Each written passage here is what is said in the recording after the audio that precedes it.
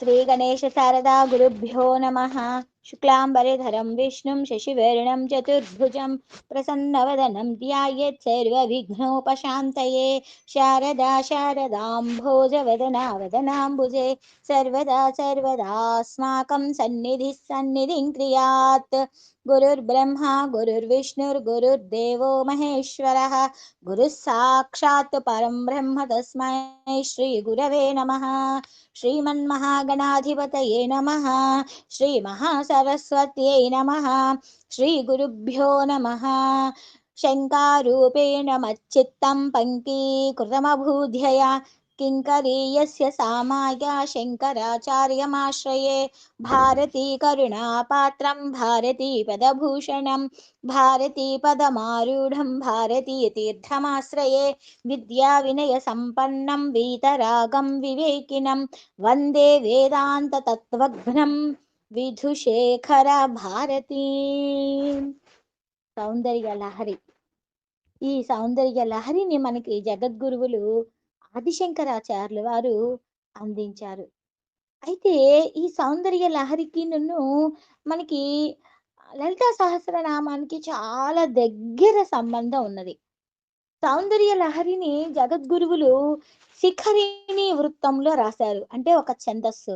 మనకి ఉత్పలమాల, చంపకమాల ఇలా ఎలాగైతే పద్యాలుకి ఉంటాయో ఈ శ్లోకాలని శిఖరిణి వృత్తము అనే దానిలో ఒక ఛందోబద్ధమైన నామాలతోటి అందంగా కూర్చబడిన సౌందర్య లహరి. మనకి సౌందర్య లహరికి మొదటి శ్లోకంలో ఫస్ట్ ఏముంటుంది? శివశక్త్యాయుక్తో అని చెప్పని కనిపిస్తుంది. శివశక్తైక్య రూపిణి అంటూ కనిపిస్తుంది. అంటే ఇక్కడ ఏంటి? శివశక్త్యాయుక్తో అనే పదము శివశక్తైక్య రూపిణి లలితాంబిక అనే ఆ పదంతో మనకి స్ఫురింపజేస్తూ ఉంటుంది. ఆరాధ్యం హరిహర విరించాదిభిరపి అనే పదాన్ని చూస్తే ఇక్కడ లలిత సహస్రనామంలో మనకే పదం కనిపిస్తుంది? హరి బ్రహ్మేంద్ర సేవిత బ్రహ్మోపేంద్ర మహేంద్రాది దేవ సంస్థుత వైభవ అనే పదం అనే మాట మనకి స్ఫురణకు వస్తుంది. అలానే కథమకృత పుణ్య ప్రభవతి అనగానే పుణ్యలాభ పుణ్యలభ్య పుణ్యశ్రవణ కీర్తన అనే మాట స్ఫురింపజేస్తుంది. అది రెండో శ్లోకంలో చూద్దాం. తనీయాం సంపాంసుం అనగానే ఏంటిది? అమ్మవారి పాదాలను మనం చూస్తూ తవ చరణ పంకేరుహ భవం అంటున్నాము. దీంట్లో ఏం చూస్తున్నాము? సృష్టి కర్త రూప బ్రహ్మ యొక్క రూపాన్ని మనం చూస్తున్నాము. అంటే ఇక్కడ ఏం సృష్టికర్త్రి బ్రహ్మ రూప గోప్త్రి గోవింద రూపిణి అనే నామాన్ని మనకి కనిపిస్తుంది. వహత్యేనం సౌరి కథమపి సహస్రేణ శిరసాం అనే ఈ పదాన్ని చూస్తే గోప్త్రి గోవింద రూపిణి అనే పదం మనకి గుర్తుకొస్తుంది. హర సంక్షుద్యైనం భజతి భసితోద్ధూళన విధిం అంటే సంహారిణి రుద్రరూప తిరోధానకరీశ్వరి అంటే అమ్మవారు సంహరిస్తుంది, రుద్రరూపంగా ఉంటుంది. మరి భజతి బసితోద్ధూళన విధిం అనగానే ఈ మాట మనకి స్ఫురణకు వస్తుంది. అలానే మూడో శ్లోకం చూద్దాం. అవిద్యానామంతస్తిమిరమిహిరా అనగానే అమ్మవారి యొక్క ఉద్యుద్భాను సహస్రాభ చతుర్బాహు సమన్విత. ఇక్కడ ఎలాగైతే ద్వీప నగరం ఎలా ఉందంటున్నారు? ఉదయించే సూర్యుడు కిరణ కాంతులతోటి ఉన్నట్లుగా ఉంటే అమ్మవారి ఇక్కడ ఎలా ఉంటుంది? ఉద్యుద్భాను సహస్రాభ అన్నట్లుగా కనిపిస్తుంది. మకరంద శృతి ఝరి అంటే ఇక్కడ సుధా స్మృతి అనే పదం మనకి కనిపిస్తుంది. అలానే చింతామణి గుణనిక అనగానే చింతామణి గృహాంతస్థ అనే నామం మనకి కనిపిస్తుంది. జన్మ జలధౌ నిమగ్నం అంటే ఈ పదాన్ని చూస్తుంటే లలితా సహస్రనామాల్లో సంసార పంక నిర్మగ్న సముద్ధరణ పండిత అనే నామాన్ని స్ఫురణకు వచ్చేటట్లుగా ఉంది. మనం మనకి సౌందర్య లహరిలో ఒక్కొక్క పదాన్ని తీసుకుంటే లలితా సహస్రనామాలలోని నామం ఒక్కొక్కటి మనకి కనిపిస్తూ ఉన్నది. అంటే సంసారం ఈలో ఉండే సకల ఈతి బాధలు మనలోకి పోవాలి. అమ్మవారిని ధ్యానిస్తే భక్తునిలో అజ్ఞానం మొత్తము నశించిపోవాలి. ఆ నశించిపోవటమే కాకుండా ఈ సంసార లంపటాలు అంటకుండా మోక్ష స్థితి అనేది ప్రసాదించాలి. అందుకని ఈ శ్లోకాలు ప్రతిదీ కూడా వినటానికి రమణీయంగా ఉంటుంది. దాని భావాన్ని మన మనస్సులోకి తెచ్చుకోవటం వలన మన మనస్సు అత్యంత జాగృతమవుతూ ఉంటుంది ఎప్పుడు. ఇక 4 శ్లోకానికి వద్దాం. త్వదన్యః పాణిభ్యా త్వదన్యః పాణిభ్యామభయవరదో త్వదన్యః పాణిభ్యామభయవరదో దైవతగణస్త్వమేక నైవాసి ప్రకటిత వరాభీత్యభినయా त्वदन्यः पाणिभ्यामभयवरदो दैवतगणस्त्वमेका नैवासि प्रकटित वराभीत्यभिनया भयात्त्रातुं दातुं भयात्त्रातुं दातुं फलमपि च वाञ्छासमधिकं भयात्त्रातुं दातुं फलमपि च वाञ्छासमधिकं शरण्ये लोकानां तव हि चरणावेव निपुणौ शरण्ये लोकानां तव हि చరణావేవ నిపుణౌ. ఏమిటి లోకాలు అని అంటున్నారు ఇక్కడ. ఏమి ఆ లోకాలు అంటే ఈ ఈ సృష్టిలో ఉండే అన్ని లోకాల వారికి శరణ్యే శరణములకు పొందుటకు అర్హత కలిగినది. ఇప్పుడు ఎవరినైనా మనము ఒక కాళ్ళు పట్టుకోవాలి అంటే వాళ్ళు అర్హత ఉంటేనే వాళ్ళ కాళ్ళని మనం పట్టుకుంటాం. అందరి కాళ్ళు పట్టుకుంటామా? పట్టుకోం కదా! అంటే అందరూ వచ్చి అమ్మవారిని శరణు వేడుతున్నారు అంటే సృష్టికారుడు, శృతి, లయ మొత్తము అందరూ వచ్చి అన్ని లోకాల్లో ఉండే వాళ్ళు అందరూ కూడా అమ్మని శరణు వేడుతున్నారు అంటే ఆ తల్లి ఆ శరణను వచ్చిన వాళ్ళందరి కష్టాలను తీర్చే తల్లి. ఇక ఎవరున్నారు? త్వదన్య అంటే నీకంటే ఇతరులైన వారు ఎవరు? దేవతలు. దేవతలు అందరూ ఏం చేస్తున్నారు? పాణిభ్యాం తమ 2 హస్తాలతోటి అభయ వరద ముద్రలను దాలుస్తున్నారు. నీవేం చేస్తున్నావు? అభయ వరద ముద్రలను అభియనించటమే కాకుండా వారికి కోరిన వరాలను ఇవ్వటమే కాకుండా రక్షణను కూడా ఇస్తున్నాము అని చెప్పని అంటున్నారు. అసలు ఈ ముద్ర అంటే ఏమిటి? ముద్ర అంటే ఏమిటి అంటే అనురాగము, ఆవేశము, ఆగ్రహము, కరుణ. ఈ భావాలు అన్నింటికి సంబంధించిన అనుభూతి మన మనసులో కలుగుతుంది. అప్పుడు ఏమవుతుంది? మన దేహంలో అప్రయత్నంగా ఒక భంగిమ అనేది ఏర్పడుతుంది. మనకి బాగా మన గురువులు ఎవరైనా తారసపడ్డారు. వాళ్ళు రాగానే మనం ఏం చేస్తాము? 2 చేతులతోటి ఎమ్మటే నమస్కరిస్తాం. నమస్కార ముద్ర అనేది వచ్చేస్తుంది వాళ్ళని చూడంగానే. అప్రయత్నంగానే వచ్చేస్తుంది. అలానే ఒక్కొక్కసారి ఇంక్విలాబ్ జిందాబాద్ అంటూ కొంతమంది తిరుగుతూ ఉంటారు. అప్పుడేం చేస్తారు? చేతిలో పిడికిలు పట్టుకొని చెయ్యిలా పెట్టి ఇట్లా అంటూ ఉంటాం. అంటే 5 వేళ్ళు ఐకమత్యకు ముద్ర అనేది చూపిస్తూ ఉంటారు. అలాగా అమ్మవారు ఈ శ్లోకంలో అభయ వరద ముద్రల గురించి చెప్తూ ఉన్నారు. అది ముద్ర అంటే. భయం. అభయ ముద్ర అంటే ఏంటి అంటే, భయం నుంచి సూచించే దానిని ముద్ర, అభయ ముద్ర అంటారు. అప్పుడేంటి, ఎట్లా ఉంటుంది, ఎదురుగా ఎవరైనా ఉన్నారనుకోండి, వాళ్ళు కనపడినప్పుడు అలా కనురెప్పలు నెమ్మదిగా ఒక్కసారి మూసి, తెరిచి, తలను ఒక్కసారి కిందకి అలా చూసి, ఆ వేళ్ళు పైకి ఉండేటట్లుగా ఒక హస్తము, అరచెయ్యి పైకి పట్టుకునేటట్లుగా ఉండేటట్లుగాదే అభయముద్ర. ఆ అభయముద్రని చూడంగానే అభయ హస్తము అదేంటది?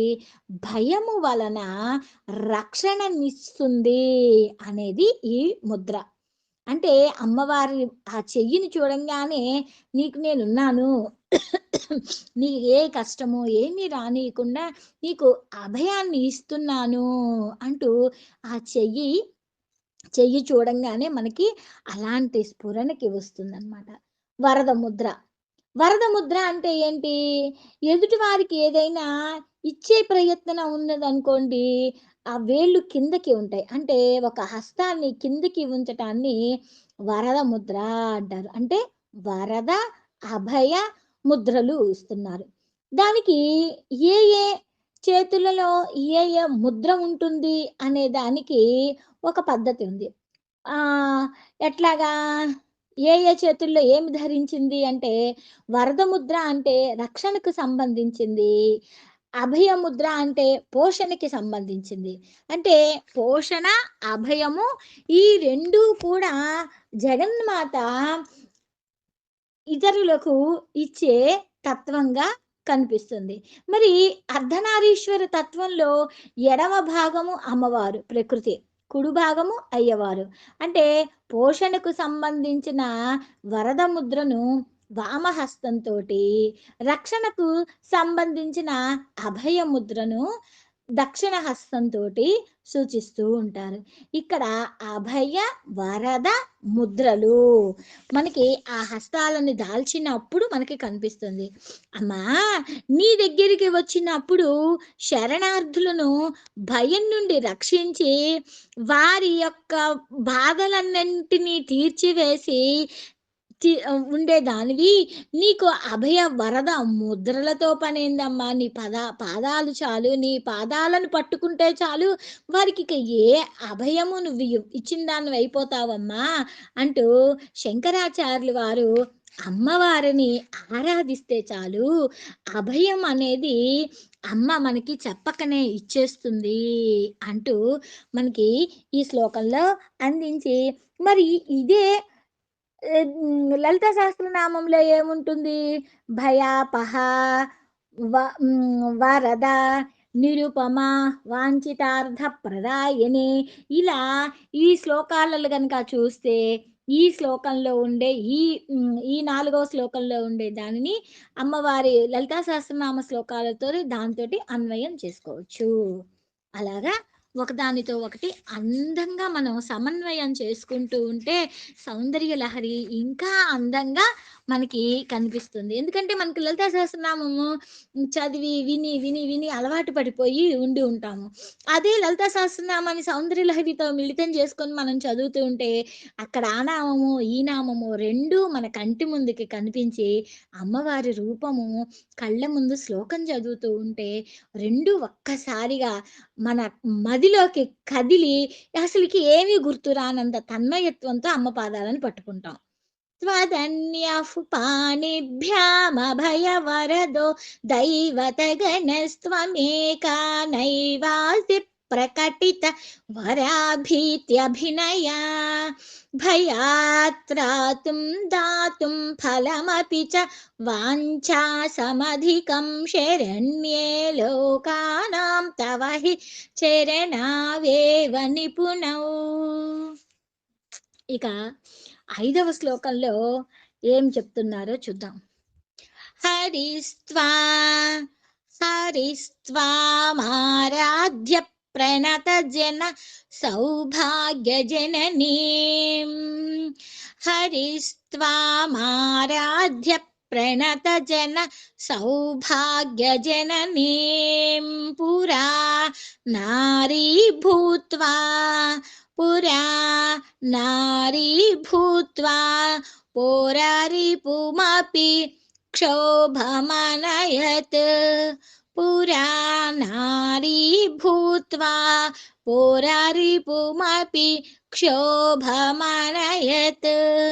స్మరో స్మరో పిత్వాం నత్వా స్మరోపిత్వాం నత్వా రతినయన లేహ్యేన వపుషా. స్మరోపిత్వాం నత్వా రతినయన లేహ్యేన వపుషా మునీనా మప్యంతః మునీనా మప్యంతః ప్రభవతి మోహాయ మహతాం మోహాయ మహతాం. హరిస్వామారాధ్య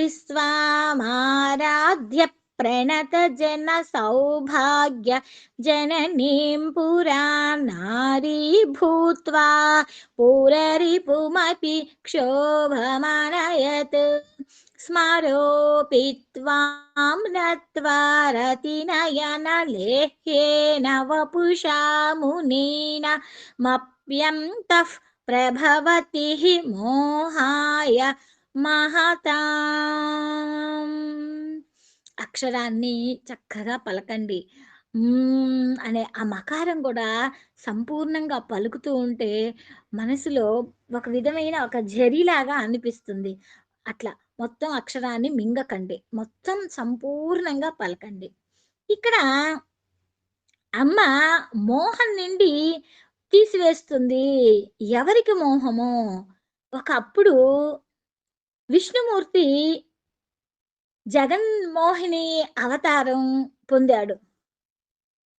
జగన్మోహిని అవతారం పొందినప్పుడు త్రిపురహరుడైన శివుడు ఆ మోహానికి పరవశం అయ్యాడు, చిత్తక్షోభకు గురి అయ్యాడు.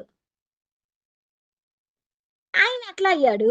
ఒకసారి మన్మధుడు అమ్మని పూజించి అమ్మ అనుగ్రహం పొంది రతీదేవికి కన్నులు పండుగా సుందరగా శరీర ఆకృతిని పొందేటట్లుగా అయ్యాడు.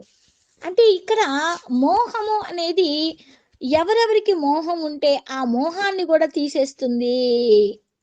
అంటే శివుడు మోహించబడ్డాడు, మోహంకి గురి కాబడ్డాడు. రెండూ ఉన్నాయి ఇక్కడ.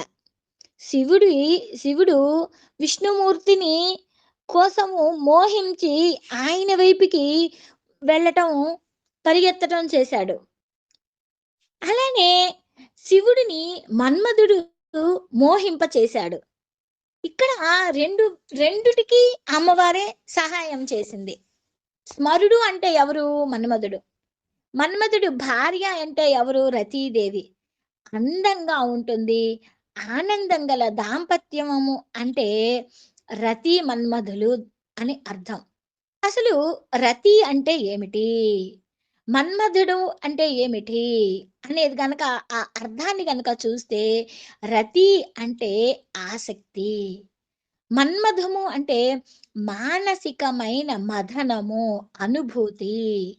అదే ఒక్కొక్కసారి ఒక్కొక్క కోరిక కలగటం, అట్లా వ్యక్తిలో కోరికని రేకెత్తిచ్చే ప్రభావము అనేది ఈ రతి మన్మధులు ప్రకృతిలో ఎలా ఉంటారు అంటే ఆసక్తిని, అనుభూతులకి ప్రతీకలుగా వాళ్ళిద్దరూ సాంకేతికంగా చెప్తారు.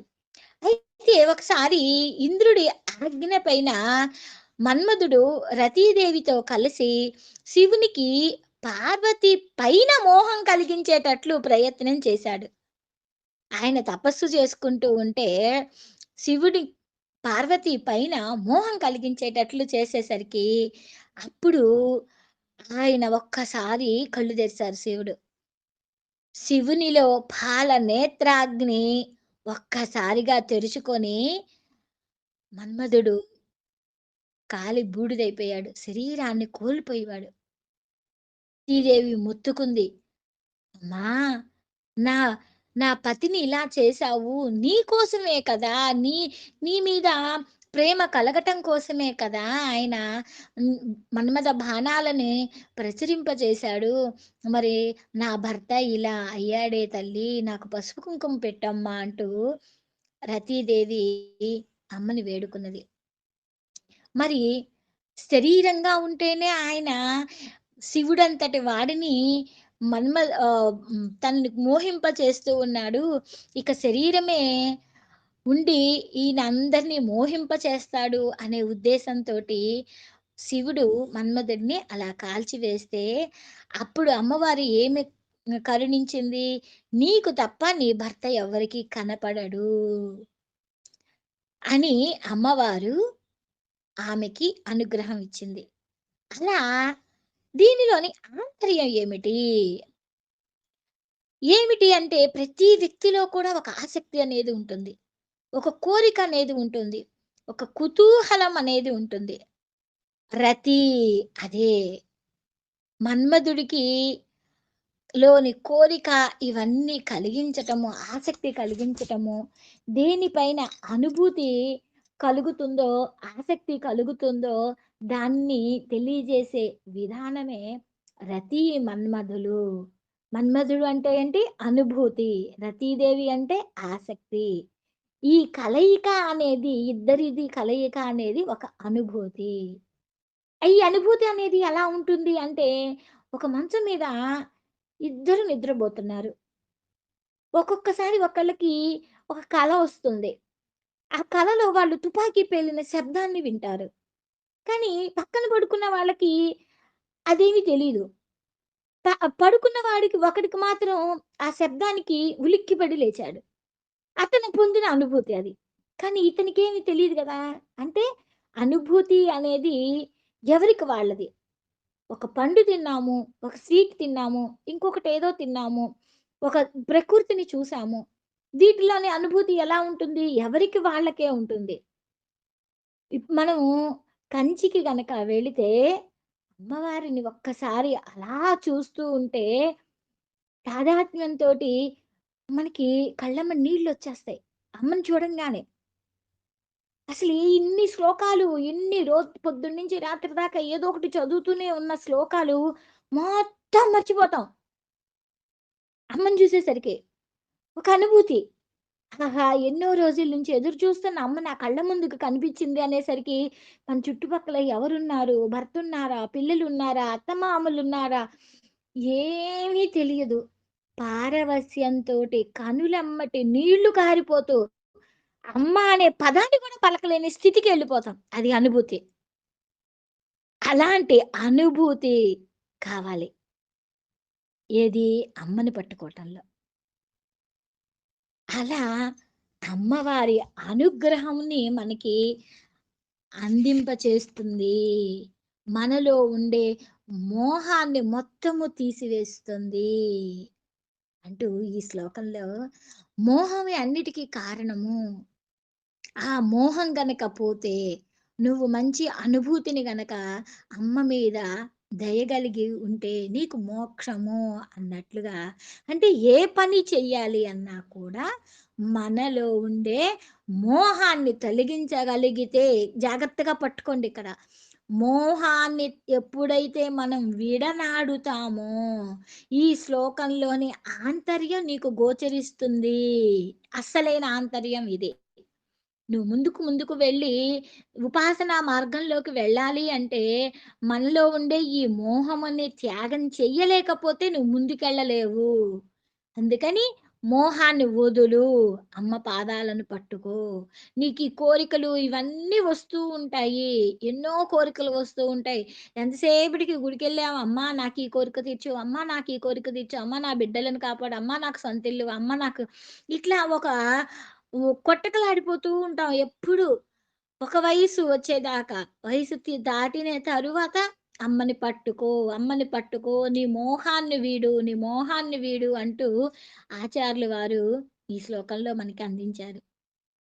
ఎవరు? హరిస్వామారాధ్య ప్రణత జన సౌభాగ్య జననీం పురా నారీ భుక్త్వా పురరిపుమపి క్షోభమనయత్ స్మరోపి त्वां नत्वा रतिनयन लेह्येन वपुषा मुनीना मप्यन्तः प्रभवति हि మోహాయ మహతాం. ఇక నెక్స్ట్ శ్లోకానికి వెళదాం. ఇక అమ్మవారు ఎలా ఉన్నది అనేది ముందు ముందు శ్లోకాల్లో వస్తాయి. ఇక్కడ ఈ శ్లోకంలో ఏం చెప్తున్నారు? ధనుః పౌష్పం మౌర్వీ, ధనుః పౌష్పం మౌర్వీ మధుకరమయీ పంచవిశిఖాః. ధనుః పౌష్పం మౌర్వీ మధుకరమయీ పంచవిశిఖాః. వసంతః సామంతో మలయమరుదాయోథ నరథః.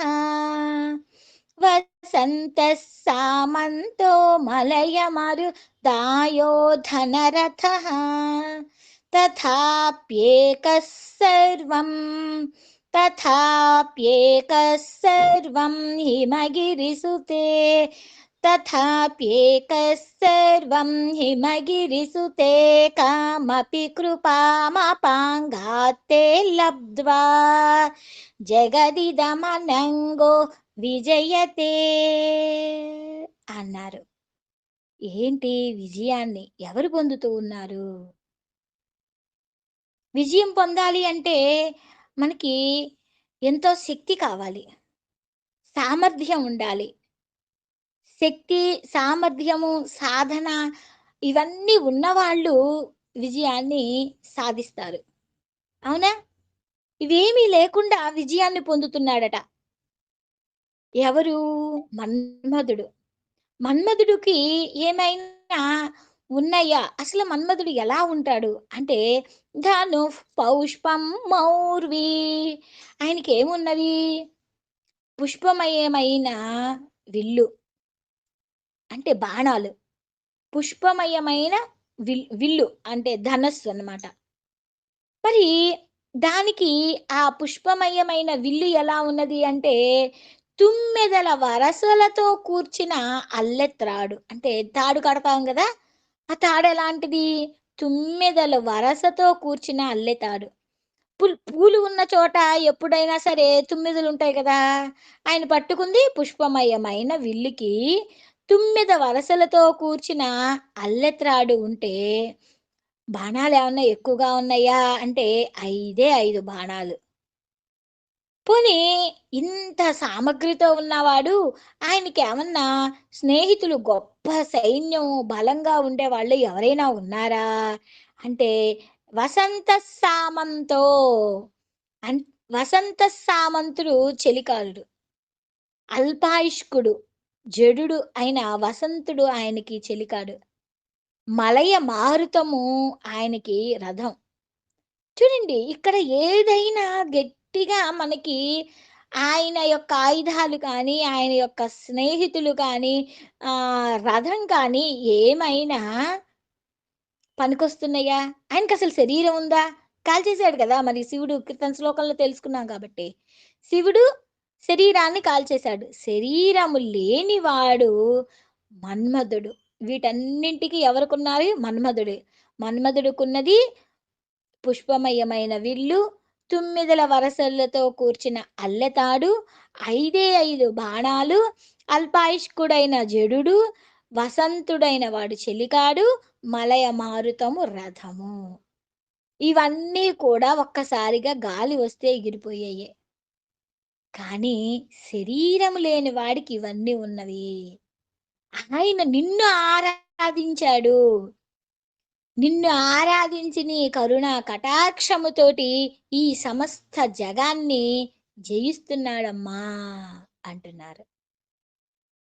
ధను పౌష్పం మౌర్వీ మధుకరమయి పంచవిశిఖాః. వసంత సామంతో మలయ మరుదాయోధ నరథః. తథాప్యేకः సర్వం హిమగిరిసుతే కామపి కృపామపాంగాత్ లబ్ధ్వా జగదిదమనంగో విజయతే. ఇక్కడ మనకి ముందుకు వెళ్ళే కొద్దీ జగద్గురువుల యొక్క ఆరాధన ఎలా ఉంటుంది అనేది సూచించటానికి మన్మధుడు అమ్మవారిని పూజించిన వారిలో మొదటివారు అని చెప్తున్నారు. అంటే అమ్మవారి శ్రీ విద్యా ఉపాసనని చాలామంది చేశారు. అలాంటి వారిలో ఒకడు అని ఈ శ్లోకంలో మనకి ఆహ్, స్ఫురింప చేస్తూ ఉన్నారు. ఈ శ్లోకంలో మన్మధుడు అమ్మని ఆరాధించాడు మొదటివాడుగా అంటూ. ఇక అమ్మ ఎలా ఉన్నది? ఇక అన్నీ తెలుసుకున్నాం. అసలు అమ్మ ఎట్లా ఉన్నది? ఎలా మన ఈ లోకంలో ఉండే వాళ్ళందరినీ ఉద్ధరించటానికి ఆమె ఎట్లా ఉన్నది అని చూస్తే ఏడో శ్లోకంలో చెప్తున్నారు. క్వణత్ కాంచీదామా కరికలభ కుంభస్తననతా పరిక్షీణా మధ్యే పరిణత శరచ్చంద్రవదనా ధనుర్బాణాన్ పాశం శృణిమపి దధానా కరతలైః పురస్తా దాస్తాన్నః పురమధితు రాహో పురుషిక. ఇక్కడ అమ్మవారి యొక్క స్థూలమైన విగ్రహ వర్ణన రూపం చేశారు. అంటే భక్తితో మనం ఉపాసన చేయటానికి అమ్మవారి యొక్క ఒక రూపం మనకి కావాలి. ఆ రూపం ఉంటే మనం ధ్యానం చేసుకోవటానికి, మన మనసులో అమ్మని తెచ్చుకోవటానికి మనకి ఒక అనుభూతి పొందటానికి గుడికెళ్తున్నాము అంటే గుడిలో ఉండే అమ్మవారిని చూస్తాం. అబ్బా! అమ్మ చీరెంత బావుంది. అమ్మ ముక్కెరెంత బావుంది. అమ్మ కళ్ళెంత బావుంది. ఆ కళ్ళల్లో నుంచి మనల్ని ఎలా ఆశీర్వదిస్తుంది. ఆ చిరునవ్వు చూడు ఎంత చక్కటి నోరు, ఎర్రటి నోరుతోటి అమ్మ చిరునవ్వులొలుకుతూ మనల్ని చూస్తుంది. అంటూ మనం అమ్మని అలా చూస్తూ తాదాత్మ్యం పొందుతూ ఉంటాం. అలాంటి అమ్మ నిండైన విగ్రహంతోటి ఇక్కడ మనకి చూపిస్తున్నారు. క్వణత్ కాంచీదామా ఏమిటి? ధ్వనిస్తూ ఉన్నాయంట. ఏం ధ్వనిస్తుంది? మొల నూలు. మొల నూలు అంటే వడ్రాణం. ధ్వనిస్తున్న మొల నూలును ధరించింది అమ్మ. నూలుకి ఆ వడ్రానికి ఏముంటాయి? చిరు గజ్జెలు ఉంటాయి. ఆ చిరుగజ్జెలుని అమ్మవారి యొక్క వర్ణ రూపిణి, అక్షర స్వరూపిణి, మాతృకా వర్ణ రూపిణి అంటూ మనం లలితా సహస్రనామంలో చెప్తూ ఉంటాం కదా! అంటే అమ్మవారు ఒక అక్షర నిధి. ఒకళ్ళ అంటారు, "ఏమిట్రా బాబు ఇలా మాట్లాడుతున్నావు? నీ పొట్ట నిండా అక్షరాలే ఉన్నాయా?" అంటారు. అంటే పొట్ట నిండా అక్షరాలు, అక్షరాల ధ్వనితో కూడినది అమ్మ. ధ్వనించే మొలనూలు ధరించింది. అంటే సాంకేతికంగా బాహ్యార్థంగా చూసుకుంటే ఇట్లా ఉంటుంది. ఎట్లాగా మొలకి గజ్జెల మొలత్రాడు అమ్మ వడ్రాణంగా పెట్టుకున్నది. అందంగా ఉన్నది. ఆ గజ్జెల మొలత్రాడు ఎలా ఉంది? రమణీయంగా ఉండి శ్రవణానందంగా ఉంటుంది. ఇక అమ్మ ఎలా ఉంది? కరికలభ కుంభస్థననత గున్న ఏనుగు కుంభస్థలంతో ఉండే నిండైన వక్షోజాలతో ఉన్నది. నిండుగా ఉండే వక్షోజాలు ఉండటం వలన నడుము చాలా సన్నగా ఉండటం వలన అమ్మ వంగినట్లుగా కనిపిస్తుంది. స్త్రీలను ఎప్పుడైనా వర్ణించేటప్పుడు కవులు వక్షోజాలని తప్పగా వర్ణిస్తూ ఉంటారు. స్త్రీలు అవయ అవయవాలలో స్తనాలకు ఒక ప్రత్యేకమైన లక్షణంతో కూడి ఉన్నది. ఏంటండి? స్తనాల గురించి చెప్తూ ఉన్నారు. స్త్రీ స్తనాల గురించి అలా చెప్పచ్చా? అనే అనుమానం అందరికీ వస్తుంది. శంకరాచార్యులు వారంటున్నారు, గొప్ప పండితుడంటున్నారు. ఆయన కూడా ఇలా చెప్తున్నారేంటి? అని మనసుకి బాధేస్తుంది. అది మీరు చూసే దృష్టి, మాట్లాడే మాట 2 గమనించుకుంటూ ఉంటే ఆయన ఏ దృష్టితో చూస్తున్నారు? ఏ దృష్టితో మనల్ని చూడమంటున్నారు అనేది గనక ఆలోచిస్తే, మనం బిడ్డలకి పాలిచ్చి, పోషించి, పిల్లలకి పుట్టిన బిడ్డకి ఇచ్చేవి మన పాలు స్తనముల నుంచే వచ్చేయి. అవి ఆ అవయవాలకి ప్రత్యేకమైన స్థానం ఇచ్చారు. అవి మాతృకా చిహ్నాలు. ఈ సృష్టిలో పోషణకి సంబంధించినవి. అంటే మన మామూలు ఆడవాళ్ళము మన బిడ్డలను పోషించటానికి మన స్తన్యం ఇచ్చి బిడ్డలను పోషిస్తున్నాం. మరి అమ్మవారి స్తన్యం అంటే ఏమిటి? అమ్మవారు వక్షోజాలను పోల్చటం ఏమిటి? అంటే దానిలోని ఆంతర్యం ఏమిటి? కరికలప కుంభస్థనత అంటున్నారు.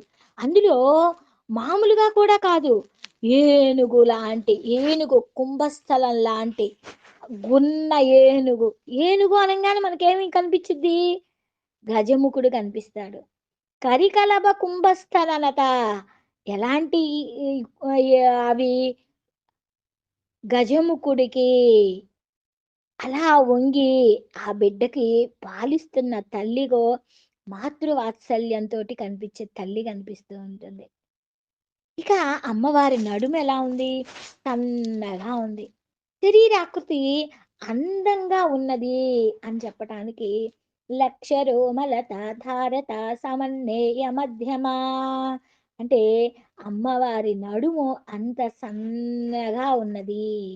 ఈ నడుము అనేది నడుముకి ఆహ్, దిగువ భాగాన ఉండే అన్ని అధోలోకాలని, నడుముకి ఎగువ భాగాన ఉండేవన్నీ ఊర్ధ్వలోకాలని, ఇలా లోకాలను అనుసంధానము చేస్తూ ఒక చక్కని సూచికత కూడా ఇక్కడ చెప్తూ ఉన్నారు.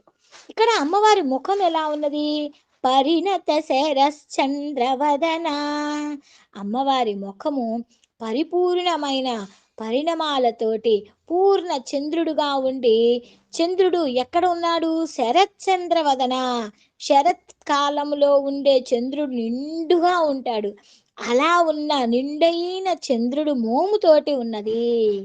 అలా ఉన్న అమ్మ, సన్నని నడుముతో ఉన్న అమ్మ ఎలా ఉంది? ధనుర్బాణాన్ పాశం. అమ్మవారి చేతిలో 4 ఆయుధాలను ధరించింది. ధనస్సు, బాణము, పాశము, అంకుశము. ఇలా ఈ బాణ పౌష్పలు ఏంటి? రాగము, క్రోధము. రాగస్వరూప పాషాఢ్య క్రోధాకారాంకుశోజ్వల అంటూ అలా అమ్మవారి నామాలని మనము స్ఫురింప చేసుకుంటూ వెళ్దాం. అయితే ఇక్కడ అమ్మ ఎలా ఉన్నదని చెప్పారు? నిండైన మోముతోటి శరత్చంద్రుడు వంటి శరత్కాలంలో ఉండే చంద్రుడు లాంటి మోముతోటి, నిండైన వక్షోజలముతోటి, సన్నని నడుముతోటి, 4 చేతులతోటి అమ్మ అలా ఆసీనులై ఉన్నది.